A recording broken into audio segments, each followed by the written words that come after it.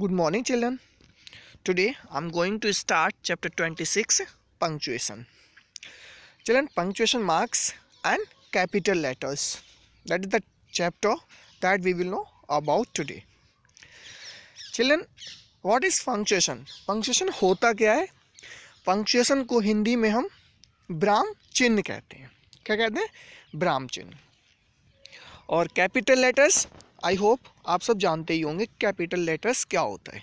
Okay तो आज हम पंक्चुएशंस और कैपिटल लेटर्स के बारे में जानेंगे. So first of all read the following sentences.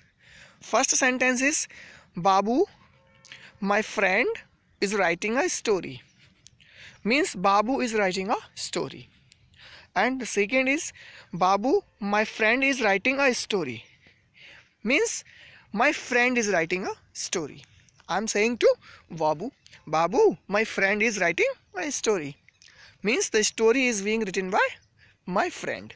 But in the first sentence, Babu, my friend is writing a story. Means children, here Babu is writing the story. The story is being written by Babu. यानी पहला sentence जो है बाबू my friend is writing a story. इसका मतलब है कि बाबू जो मेरा मित्र है वो क्या कर रहा है? स्टोरी लिख रहा है ना. और सेकंड सेंटेंस में Babu my friend is writing a story.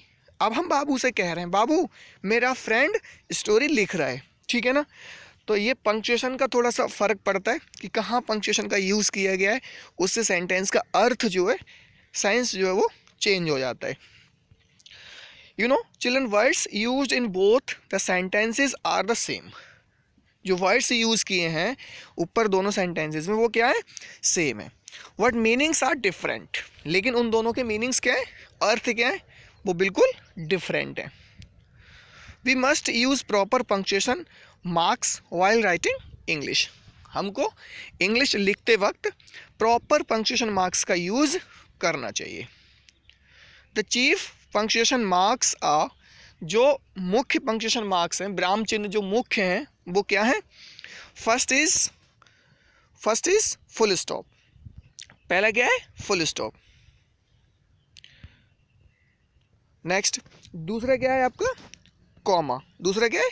Comma. I hope आप फुल स्टॉप और कॉमा को तो अच्छे से पर्सनली जानते ही होंगे, है ना. Next question mark. C is question mark. Question mark is used when we ask something, when we ask a question. Okay, next D, mark of exclamation.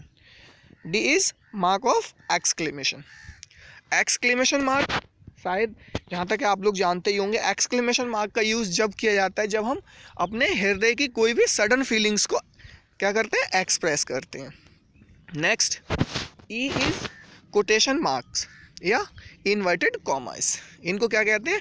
Inverted commas. ये मोस्टली डायरेक्ट और indirect में हम use करते हैं, है ना. Now let's know about the full stop और a period. The full stop is the punctuation mark most commonly used. It is used at the end of each assertive and imperative sentence. ये क्या है? एक common use होने वाला mark है जो कहाँ पर यूज़ किया जाता है? किसी भी असर्टिव सेंटेंस या फिर इम्परेटिव सेंटेंस के लास्ट में. For example he work hard. This is assertive sentence and here we are using full stop और a period.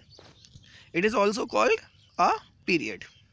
Next always be punctual. This is imperative sentence and at the last of the sentence we are using the full stop. Okay children, the full stop indicates that the idea expressed in the sentence is complete and does not go further. Means जो sentence हमने जो बोला है, अगर हमने full stop use कर दिया last में तो इसका मतलब है वो sentence क्या है? complete है ना. अब उसे और आगे लिखने की कोई भी आवश्यकता नहीं है. Now let's know about the comma. Children, commas are used to separate words. Okay, commas का यूज़ क्यों करते हैं हम? वर्ड्स को सेपरेट करने के लिए, अलग अलग शो करने के लिए. ठीक है ना. The insertion of commas can change the meaning of a sentence. We use commas to help the reader by making its meanings clearer. Okay, हम कॉमास का यूज़ क्यों करते हैं किसी भी सेंटेंस में? जो we use commas to help the reader, reader की हेल्प करने के लिए, by making its meanings clearer. जो सेंटेंस रीडर रीड कर रहा है उस सेंटेंस का क्लियर मीनिंग उसको पता लगाने के लिए, है ना, किसका यूज़ किया करते हैं हम लोग? कॉमा का। Observe the following examples. For examples, Abha then used comma. Okay, Abha my sister is singing a song. Here after Abha we are using comma. Okay, and after my sister again we are using comma.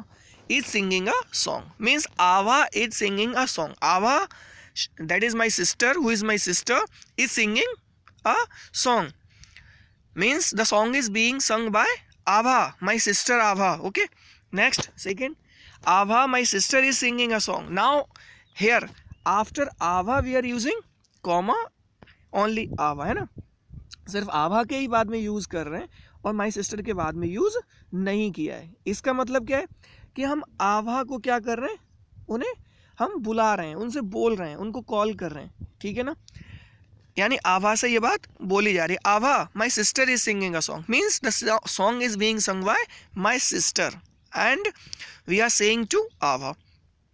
Okay children, commas are used to separate words Monday, Tuesday, Wednesday, Thursday, Friday, Saturday and Sunday. We put commas to separate numbers like that, 5, 6, 7. Okay, after 5 we use comma, then write 6. Okay, then write 7 after the comma. Next we put commas, we put comma between a city and a state like that, Kochi, Kerala. As you are living in Bisoli, then write Bisoli, comma Badaयूं. Okay, next, if you are writing Badaयूं, then Badaयूं, comma Uttar Pradesh. Okay, we put a comma between the day and the year in the date. For example, 15 August, comma 2012. Next, do not put a comma in date if it is only the month and the year. अगर month और year का ही use कर रहे हैं तो हम comma use नहीं करेंगे। For example August 2012। Okay children, next, now let's know about the question mark. Question mark क्या होता है? ये मेरे हिसाब से आप लोग जहाँ तक जानते भी होंगे कि क्वेश्चन मार्क जो है किसी भी क्वेश्चन के लास्ट में यूज़ करते हैं जब हम कुछ पूछते हैं किसी से। When we ask a question, we use a special tone of voice. Question marks are used at the end of question instead of a full stops. Okay, a question usually expects an answer. ऐसा हम जब किसी से पूछते हैं, कुछ भी कोई क्वेश्चन करते हैं तो क्वेश्चन के लास्ट में फुल स्टॉप यूज नहीं करते, क्या करते हैं? Question mark. Okay, next, the mark of exclamation.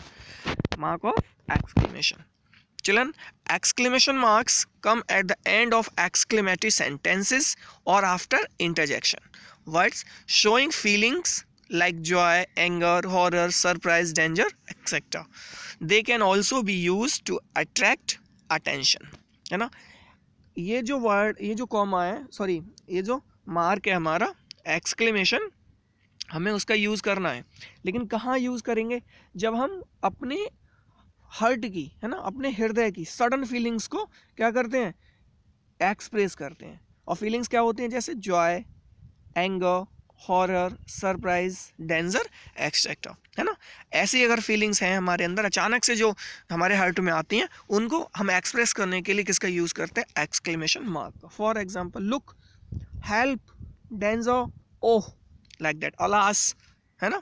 ऐसे वर्ड्स अगर आते हैं तो उनके बाद में हम किसका यूज़ करते हैं? एक्सक्लेमेशन मार्क का। Next, quotation mark. Children, quotation mark क्या होता है?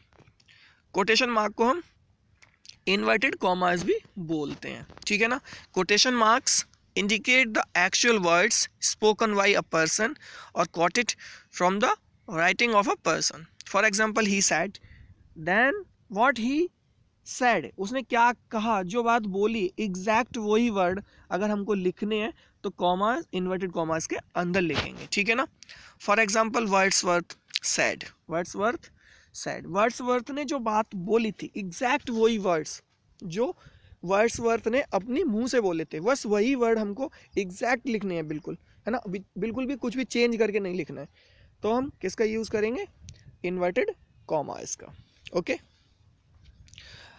जैसे आपने देखा होगा स्लोगन्स वगैरह होते हैं, है ना, तो स्लोगन्स भी क्या करते हैं, हम इन्वर्टेड कॉमास के अंदर ही लिखते हैं, ठीक है ना। Next, capital letters. Children, we begin a sentence with a capital letter. Mostly learn this, we begin a sentence with a capital letter. कोई भी नया सेंटेंस हम जब स्टार्ट करते हैं तो उसका फर्स्ट लेटर क्या होता है, कैपिटल होता है। For example, a mother is always kind to her children.